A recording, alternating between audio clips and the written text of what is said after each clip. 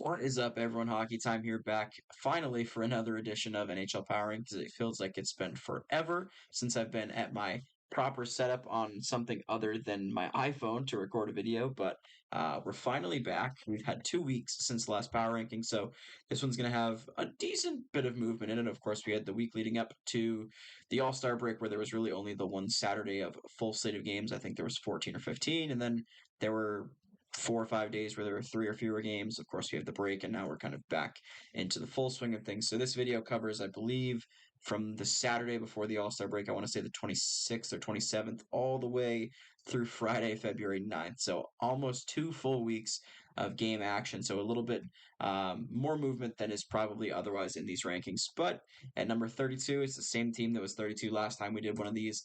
That's Chicago. This team 0-2-1 in that stretch, 2-7-1 in their last 10. It just hasn't really been all that great for the Blackhawks, to be completely honest. Still without Bedard, still having all the struggles they've had all year. They had that comic moment where Isaac Phillips is trying to push his teammate off the ice against the Rangers, and they come down and score because he's trying to be a good guy. And if that doesn't, show the Blackhawks season, I really don't know what does. Number 31 dropping one spot. They actually go 1-0-2 on the stretch, and they're 5-3-2 in their last 10. But San Jose loses to Anaheim prior to the All-Star break. Anaheim goes 2-1 in this stretch, while they go 1-0-2. So marginal differences here. You could really go either way, and frankly, it doesn't matter too much, I don't think. So San Jose, number 31, and of course, number 30 are the aforementioned Anaheim Ducks. Again, 2-1-0 over the stretch of 11 or 12 days, whatever it's been, and then 4-5-1 in their last 10. Some pretty impressive games. Their one loss game at the hands of the Edmonton Oilers, who, despite beating them, were given a pretty good fight, largely by Ryan Strome and then, of course, John Gibson before he got injured. But all in all, good to see them competing in those games, keeping it at least remotely close, which hard to do against Edmonton considering the way they've been playing lately. Number 29, same spot as prior to the break, is Columbus. They go 1-1-1. They're 3-5-2 in their last 10.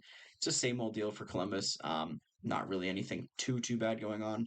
Fantilli hopefully approaching return in the relatively near future. Of course, that injury wasn't all that long ago, but thankfully dodging the Achilles injury, just an injury to the back of his leg due to that skate blade cut. So we'll see if he's back soon. He's kind of the bright spot of the season to this point, so they're definitely looking to get him back ASAP. Number 28, again in the same spot as prior to the break, is Montreal. They go 1-0-1. They actually weren't too bad. I thought about moving them up, but some of the teams just in front of them not quite bad enough to allow that jump to happen. 4-4-2 in their last 10. They're kind of, again, in that same range I've talked about all year, between 24 and 28, where they seemingly just stick regardless of what happens. Number 27, this team drops one spot, and that is Buffalo. Pretty much perfect 500, 1-1 on the week, 5-5 in their last 10. Just getting bumped out by one other team that leapfrogs them, and then there's a team that hops into their spot, and that team at number 26 is the Washington Capitals. They're 0-2-1 over the stretch, 3-6-1 in their last 10. It has been a rough little ride here for Washington. Kind of where we expected them to go after the beginning of the year. They had a pretty decent start, found themselves in a playoff spot. They're still relatively close to a playoff spot, but I just don't think they have the momentum or the roster on paper to get there. And frankly, their play as of late has pretty accurately reflected that. So at 26, we have the Caps, and that's a 2-spot drop for them. At number 25, this team moves up 2 spots, and that's Ottawa. They have actually been pretty decent over their last stretch. 2-1-0 over the stretch of, again, 12-13 days. They're 6-2-2 in their last 10. So again, pretty far out of a playoff spot here, but in general, it's been a bit better for the Sens, which is good to see. This is a team that, again, had a ton of promise, and lately has actually been playing with some good compete. So it's great to see that, even from an outsider perspective, as a person who's not a huge fan of the Senators. Just good to see that in general from them. Love to see the compete level. Happy to see them winning some games, and frankly, playing a little bit closer to what we expected them to be before the year started. So at number 25 is Ottawa. Number 24, this team also dropping 2 spots, is Arizona. They're 0-2-0 before and after the break, 3-6-1 in their last 10. Pretty similar to the Capitals here. Again, not a team that had playoff expectations coming into the year. They've played kind of up and down hockey, been pretty competitive, but again, just teams kind of leapfrogging them over the stretch, and not necessarily a bad thing for the Coyotes. I don't think they want to be in that spot where they're approaching the playoffs. They don't get anything above kind of a high first round pick. So I don't think fans will be too sad whether the Coyotes drop out of the playoff spot and kind of nosedive, or if they find a way to climb in. But this week just wasn't quite there as far as the results go, so they sit at number 24. Number 23, a team jumping up 2 spots, 2-0-1 over the stretch, 3-5-2 in their last 10 are the Islanders. This team, frankly, has just jumped out of the All-Star break and looked really, really strong. Matt Barzal looks like a totally new player, which, of course, probably has something to do with Patty Waugh being behind the bench versus the old head coach there. So we'll see if the Islanders can keep it up. They are, I believe, outside of playoff spot as of now, but if they can continue to play the way they've been playing, should go better for them. As of recording this, I think the early games on Saturday have ended, and I believe they did lose to the Flames, who have, in their own right, been pretty good lately as well. So we'll see if they're able to rebound from that loss again. That loss to Calgary does not apply to this video. Just wanted to mention it since it's already 4:30 Eastern on Saturday as of recording this. But over the stretch prior to this, the Islanders have been pretty good, so they move up 2 spots to number 23. Number 22, a team in a pretty similar boat is Minnesota. They go 2-0-1 as well, but 6-4-0 in their last 10 has been pretty good. It was really nice to see that win last night for Marc-Andre Fleury over his old team in Pittsburgh. Just generally some better trends for Minnesota that they've needed to see for a long time now. So hopefully they can continue this momentum, continue to try to climb back into that playoff picture, because it's a tight one in the West. It has been all year, and it's probably going to continue to be right down to the very end. So for this week, Minnesota up a spot to number 22. 21, moving down a spot, is Seattle. They just go 1-1 on the stretch, 4-5-1 in their last 10.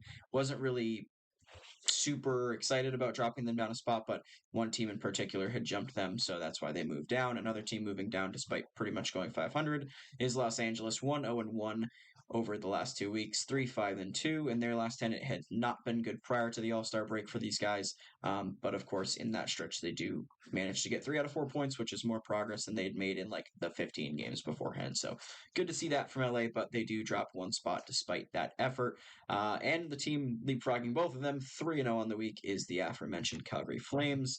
Of course, after recording this, they will continue to move up because, again, they just beat the Islanders. But for the games leading up to today, 3-0, 6-4-0 in their last 10. Again, it's a 2-spot jump for them. Jacob Markstrom has looked really good. Andrei Kuzmenko, since being traded, has also looked very good for them. Seems to us, at least very, very, very limited sample size, looks to be helping Jonathan Huberdeau a lot. So that's good to see. We'll see if they can keep it up again. The West is just so tight as far as the playoff race go. There's really a bunch of teams that could find their way getting in there. So we'll see if Calgary can keep it up. I've said this a couple of weeks now where it looks like they're going the right direction, and then something happens that derails them. So I'm hoping they can keep it up. It'd be nice to see them at least put up a fight to get in. But for this week, they do jump the 2 spots to number 19. Number 18, same spot as last week. They go 1-1. Their only games were before the All-Star break. They do have a game today. Actually, might be over by now as well, but I did not get a score check on that one. But anyway, St. Louis 1-1 before the break. They're 6-3-1 in their last 10. Generally been pretty good, but similar spot as Calgary. They've been on for stretches and then back off for stretches. They need to just continue to build that positive momentum, stay on the right side of the win column, at least continue to collect points, even if they come in the form of overtime losses. So generally has been good lately for the Blues, but not quite enough to move them up, at least as of this week. Number 17, and this team drops 2 spots. They went 0-2-1, and they're 4-5-1 in their last 10, and that is the Nashville Predators. This team, as mentioned, has some spots in their roster that just aren't all that strong, and I think we're starting to see that. Philip Forsberg has cooled down just a little bit, so we'll see if they're able to keep the momentum that they had really a month ago when they were playing really, really strong hockey. Again, the West is tough, man. You got 6 teams in a row here that are all Western Conference teams. Then you throw Arizona in at the end of the row. So it is really tight in like the middle of the pack out West. We'll see if the Preds can hang on. I don't know actually whether or not they're in a spot as we speak or if they're just outside one thanks to St. Louis and Los Angeles. But nonetheless, it's going to be a wild race. Right now, the Preds just slowing down a bit. They really can't afford to do it. So we'll see if they rebound next week or if some of these teams just below them find a way to catch up. But for now, Nashville, number 17. Into the top half we go, and number 16, 2-1-0, 4-3-3 in their last 10 is Pittsburgh. The Penguins have been playing a bit better. A big win earlier in the week over the Jets. They play the Jets once again today. That's a huge game, really, for both teams. The Jets on a bit of a skid, and the Penguins, of course, looking to scratch their way into their own playoff race in the East. But all in all, has been good for the Penguins lately. Sidney Crosby's been playing outstanding. He's having quietly one of the better years he's had in a long time.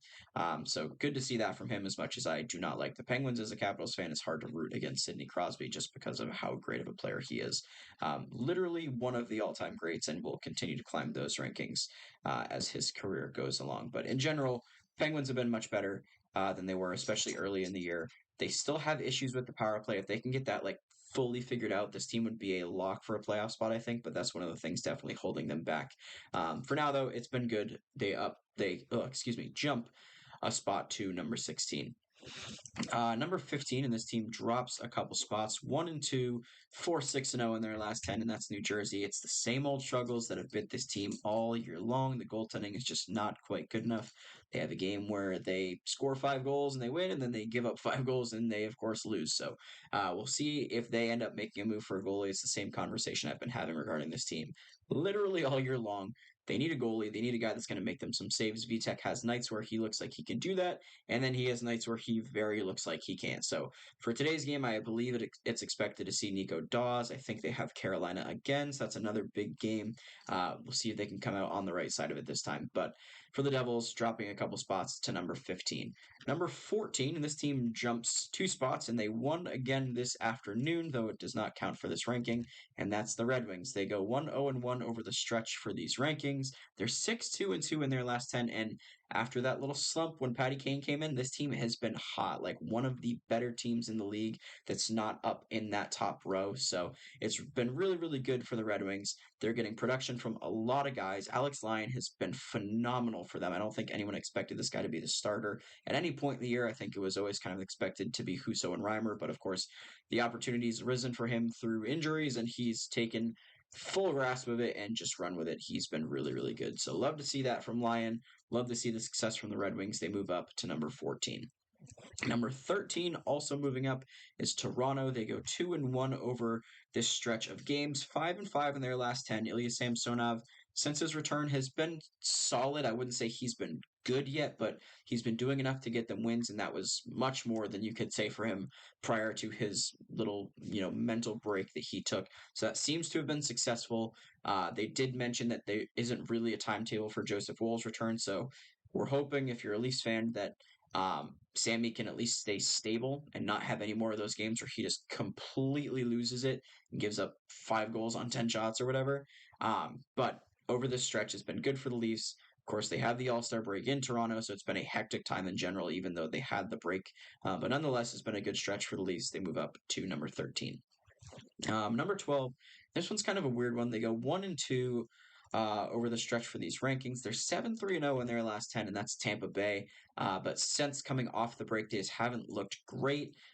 It's another one of those teams in the East, man, that's going to be like right in the hunt for a playoff spot, which I'm a bit surprised by. I don't think I expected them to really fall off this much. I actually can't remember whether or not I had them in the playoffs in my preseason rankings, but we'll be revisiting those soon enough for sure. But the Bolts got to figure out some consistency. They have a lot of the same troubles that these teams in the third row have, which is just not what you want to see if you're a team with playoff expectations that probably wants to make it at least past the first round. You still have all of the likes of Kucherov, Stamkos, Braden Point, Andrei Vasilevsky, Victor Hedman. Of course, the unfortunate injury to Mikhail Sergachev means he's probably done for the year, even if they make a deep run in the playoffs. But you have a really strong roster that probably can still make the playoffs despite the fact that it's aging a bit and that it doesn't have quite the firepower it once did. But in general, a bit concerning for the Bolts. We'll see if they're able to kind of recover from the little slump that they're on now. Again, it's very short term, but you want to see more consistency from a team that has so much talent on its roster. Number 11, and this team sits tight 2-1 after the break, 5-5-0 in their last 10, and that's Philly. Really strong after the All-Star break. They had lost their game prior to it. And then, of course, since coming off of it, they're 2-0, beating the Jets and the Panthers. So those are two teams that are really, really strong. They're, of course, not on the board just yet. So good to see that from Philly. They're kind of overcoming this whole issue with Carter Hart. Sam Erson's looked good enough to get them wins. We haven't seen a lot of Cal Peterson, which is a bit concerning because there's still 30 games left. That's a lot of legs to be relying on just Sam Erson. So at some point, Cal's going to have to get some games, and we'll see what happens when he does because, of course, in the games he's played this year, he's not been all that great. So for now, the Flyers sit at 11. I just couldn't quite afford to move them up because another team had a really, really good week. And at number 10, that is the New York Rangers. Back into the form that they were earlier in the year where they just looked like a juggernaut. They go 4-0 over the stretch for these rankings, 6-3-1 in their last 10. Jonathan Quick has been phenomenal. Igor Shesterkin in his most recent game looked solid enough to get them the win, of course. And really all other things as far as this team is concerned are just clicking, going full throttle, etc., whatever term you want to use to qualify that they're doing very, very well. And I don't really think the Rangers have too much to worry about in general. They're going to make the playoffs. It's going to be a matter how deep they can make it. A lot of that's going to depend how good Shesterkin's playing once they get into the playoffs. But assuming he's even playing at a portion of the level he's usually at, I think this team's going to be just fine. And 4-0 kind of depicts that. So the Rangers move up a handful of spots. We'll see if they can continue to climb in the coming weeks. Number 9, and this was one of two big drops this week, that is Winnipeg. Winnipeg has gone 0-3. 4-5-1 in their last 10. And prior to this ranking, they actually had one loss. So I believe it's 4 consecutive for them. I don't know whether to call it an overreaction or not. Rick Bowness, of course, was really kind of upset at the fact that they've gone on this streak, considering how good they were prior to it. Said it was kind of on him, but I don't know if the team's just kind of in a funk and something they can easily snap out of, or if there's something going on regarding other teams having really figured out how to work their system or whatever the case may be. But Jets just, for me, I think it's more of a little bit of a slump, not overly concerned. But the other teams in the top row especially have been still playing very well. Really couldn't afford to keep them as high as they were. They were all the way up at number 4 last week. They, of course, not there this week. So they drop a couple spots to number 9. Into the top and final row at number 8, we have the Colorado Avalanche. This team has also dropped 5 spots, 0-2-1 for these rankings. They're still 5-4-1 in their last 10, so that's decent, but just haven't really looked quite the same since the All-Star break. Of course, all 3 of these losses coming after the break, so none of those last hiccup games before the break like we saw some teams like St. Louis having, but just haven't looked all that great. The scoring is not there. Nate McKinnon, despite scoring in the first game back, has not been nearly as dominant as he was prior to the break. So we'll see if, like the Jets, this is just a smaller thing for them or if there's more room for concern. I'm a bit less concerned with the Avs than I am for the Jets. I just think there's more talent there as a deeper team. The goaltending is probably not quite as good as the Jets is, but aside from that, I think this team kind of has the Jets beat in pretty much all other aspects. So not overly concerned about the Avs. Definitely leaning more towards the side of a slump for them as well than over, a long-term trend that there is to be concerned about. But nonetheless, when you go 0-2-1, you're going to drop when you're this high on the rankings, and that's exactly what happened here. Number 7, this team moves up 2 spots, and they're, I think, in the top row for the first time all year, and that's Carolina. They may have been very early on, but this team's just been undeniable lately. They go 2-1 over the course of the rankings, 7-3-0 in their last 10, and all the people in the comments that have been complaining that they've been too low, they've been too low, they've been too low, they're here now, and I don't know that I see them going anywhere. They've been very good for a very long time, just never any weeks that had me drastically moving them up.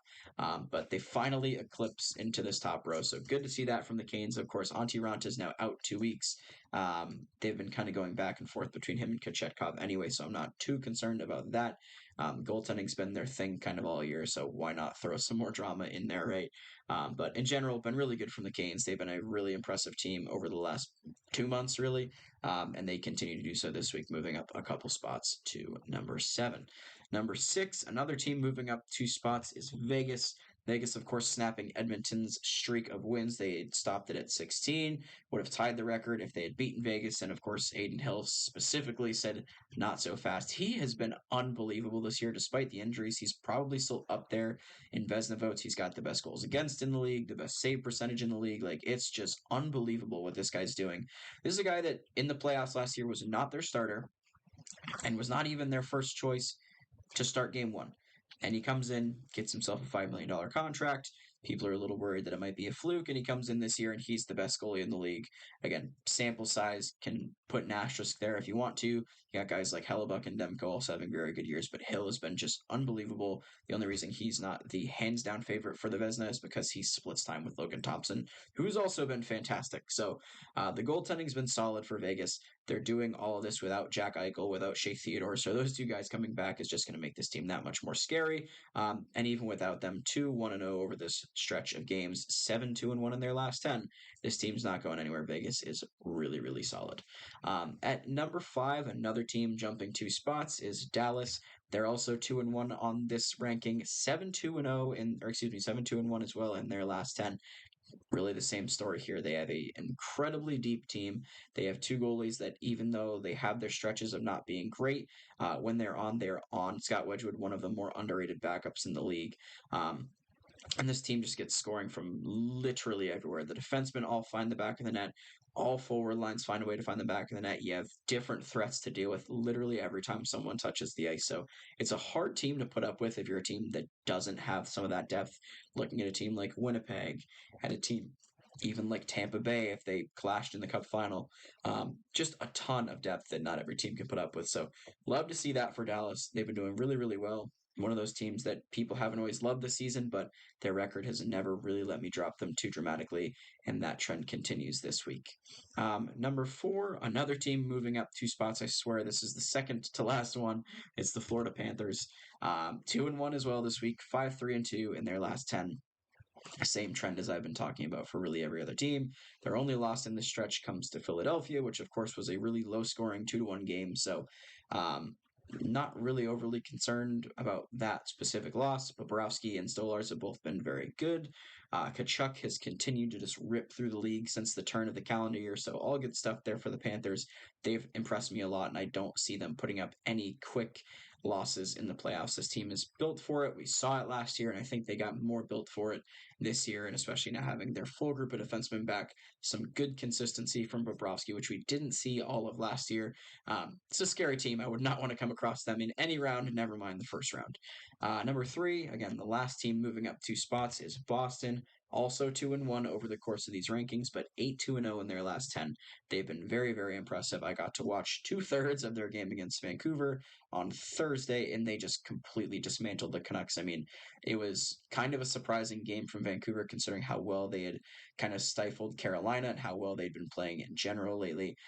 Despite that win, of course, you guys can see the board in front of me. Not quite enough to dethrone Vancouver, or at least knock them back behind Boston. But in general, it's been really good from Boston. No complaints about these guys. There's going to be people in the comments that watch this that are questioning why they're not number 1. And I think those are some valid complaints. I think any of these top 3, maybe even top 4 teams probably have a good argument for number 1. But for now, Boston does move up just the 1 spot to number 3. You guys might not like this one either, but at number 2, also 2-1 over the course of the rankings, 9-1 in their last 10, and it's Edmonton. I still do not want to move them above Vancouver. They, of course, have the loss to Vegas that breaks that incredible streak they were on. This is another team like Florida that you do not want to catch in the first round, especially if they're playing the way they've been playing lately. You can't find a hole with this team, frankly. Like, Stuart Skinner has been phenomenal. Calvin Pickard in the backup role has been good enough to get them wins. Jack Campbell's been playing really well in the AHL, so God forbid Calvin Pickard needs to get sent down and Campbell comes up or Stuart Skinner gets injured, whatever. They kind of have 3 guys that potentially, of course, could come up and do a pretty decent job. So, and that's, of course, just the goaltending. Evan Bouchard's been really good. The defense has been much tighter. And then, of course, you have McDavid, Draisaitl, Hyman, Kane, Nugent. Like, it just goes on and on and on with the Oilers. And they're a legitimate threat for the Cup. I think after November, they got through their woes and we get through this stretch and people are saying, oh, they're only playing, bottom 10, bottom 15 teams. You got to win the games you're given. It's not like they got blown out by Vegas. That was a very tight game, and Aiden Hill played very well. I have no concerns for this Edmonton team, despite the way they've been playing. They keep that number 2 spot. And number 1, you guys all know who it's going to be. The Vancouver Canucks, 2-1-0 over this stretch as well. 7-1-2 in their last 10. Again, just not quite enough for me to drop them below Edmonton. They had a really impressive game against the Hurricanes right out of the All-Star break. They come into Boston and have a bit of a stinker, but it's against the number 3 team on this ranking, and the number 1 team ends up losing. It's going to happen. in general, the Canucks have been really good. Demko's continued to just dominate pretty much every game he played. Again, that game against Boston wasn't great, but you're going to have those once in a while. All the big guys are still scoring. Elias Lindholm, excuse me.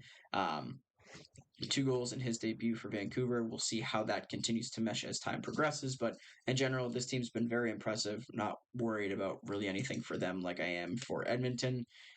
Just been really good stuff in general from Vancouver. But that's going to be it for these ones. Let me know what you guys think in the comment section down below. I'm sure there's going to be some comments for this top 8 in particular, maybe from Oilers fans, Boston fans, Dallas fans, Vegas fans, whatever. Throw it all at me. I love the discourse in the comments. It's always really fun to interact with you guys there. But yeah, let me know what you think in the comments section down below. Like if you enjoyed this video, subscribe if you don't mind as well. It is free. We're really, really close to 200 subs, which again, not a big deal for most people, but just doing this for fun. So really exciting for me. Really appreciate that. And again, let me know what you guys think in the comments down below. We will talk to you tonight for the recap of all 13 or 14 games prior to the Super Bowl tomorrow. But thanks as always for watching, and we'll talk to you guys soon.